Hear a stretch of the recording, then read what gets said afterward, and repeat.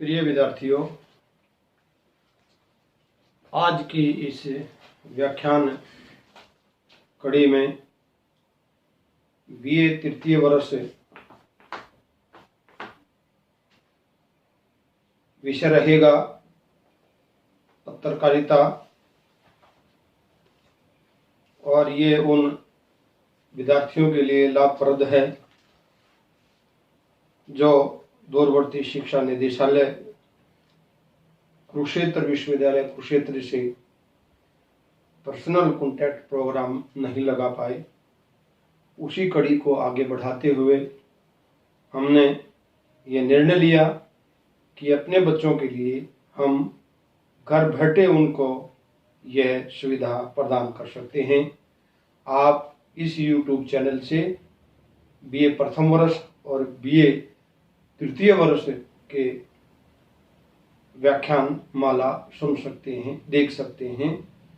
और इस YouTube channel को सब्सक्राइब जरूर करें, घंटी जरूर बजाएं ताकि आप तक सब सूचनाएं, सब व्याख्यान पहुंच सकें। तो आज हमारा विषय रहेगा पत्रकारिता और उसकी भूमिका। मनुष्य एक सामाजिक प्राणी है। स्वाभाविक रूप से वह समाज को जानने की जिज्ञासा रखता है और स्वयं को अभिव्यक्त करने की चाहत रहती है। इसी आवश्यकता की पूर्ति के लिए जो साहित्यिक साधना है उसी को हम पत्रकारिता कहते हैं। पत्रकारिता का संबंध समाचार पत्रों से तो है ही, और संसार की विभिन्न प्रकार की जानकारी ही समाचार है, और समाचार को देने वाला समाचार पत्र, और उसी को हम पत्रकारिता कहते हैं।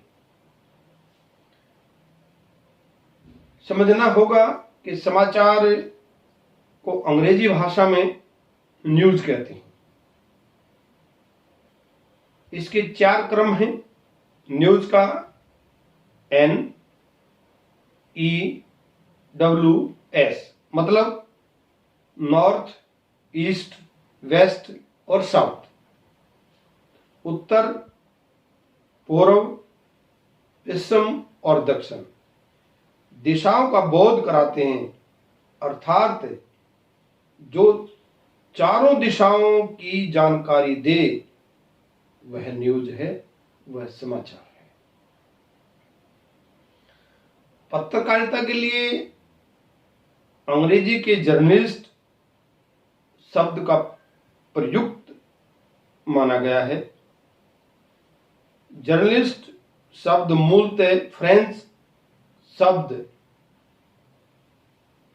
जर्नी से लिया गया है, जिसका शाब्दिक अर्थ है प्रतिदिन का कार्य और उसका विवरण देना। हिंदी में इसके लिए पत्रकारिता शब्द का प्रयोग किया गया है। पत्रकारिता शब्द मूलतः पत्र या पता से उत्पन्न हुआ है। प्राचीन काल में भोजपत्रों पर लिखित समाचार भेजने के लिए प्रयुक्त सामग्री को पत्र कहा जाता है। अतः पत्र पर समाचार आदि लिखने वालों को पत्रकार कहा जाता है। वर्तमान समय में पत्रकारिता शब्द समाचार संप्रेषण से लेकर पत्र पत्रिकाओं के संपादन तक के कार्यों को माना गया है। पत्रकारिता की परिभाषा अलग अलग विद्वानों ने पत्रकारिता की अलग अलग परिभाषाएं दी हैं, जो उनके स्वरूप में अभिव्यक्त करने के लिए सहायक हैं। पत्रकारिता का अभिप्राय है समाचार पत्रों, रेडियो, टेलीविजन आदि द्वारा प्रसारित करने के लिए समाचारों का संग्रह अथवा संप्रेषण अथवा उसका लेखन, संपादन अथवा नियोजन।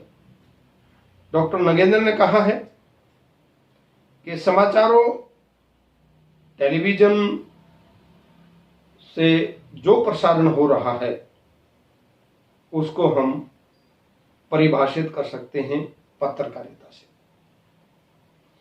महात्मा गांधी ने कहा कि पत्रकारिता का उद्देश्य जनता की इच्छाओं, विचारों को समझना और उन्हें व्यक्त करना, अभिव्यक्त करना, वही उनका शो उद्देश्य है। माधवी वर्मा पत्रकारिता की परिभाषा देते हुए कहते हैं, पत्रकारिता एक रचनाशील विद्या है।